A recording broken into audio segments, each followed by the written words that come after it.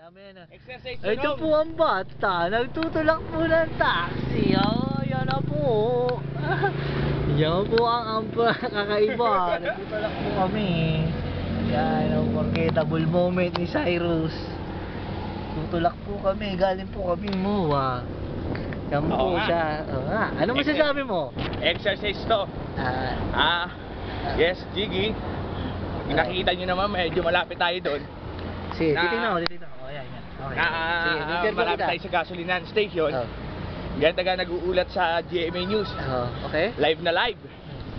At saka medyo Yun!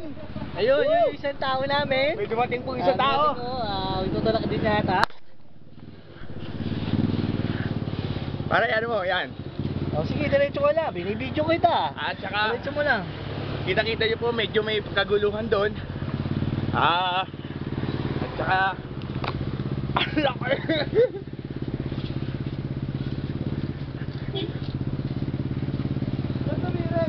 Walang gasolina.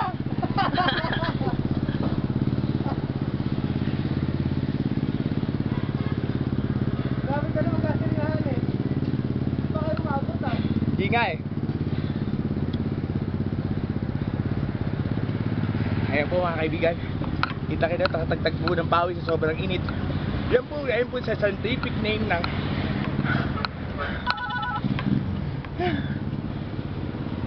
Uy, ano to ah?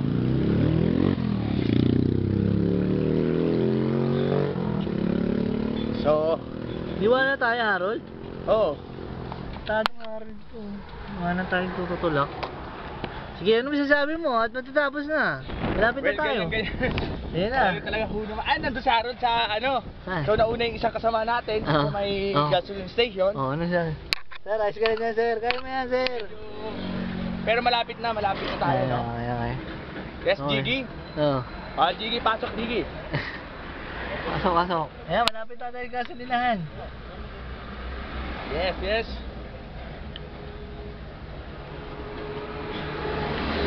Ayo, sa sobrang itang araw, medyo payo lang po mga... Galing ka naman sa SMX eh. Sobrang lamig naman, di ba? Payo lang po sa mga taggiliw natin tagapanood Oh. na iwas-iwasan mong maglalabas ng tanghali o kaya Baka may heat stroke, pre. May heat baka stroke. ma-heat stroke. Okay. At saka higit sa lahat mga kaibigan. Konting salita na lang at 10 minuto na lang ito. Anong last Sige, few sige. words? Last few words. 10 seconds. Kailangan ho Ah. magdala ng malamig na tubig at 6 times kayo maliligo para iiwasan natin ang pagka-heat Yan na, stroke. yun na yung ano. Yan na.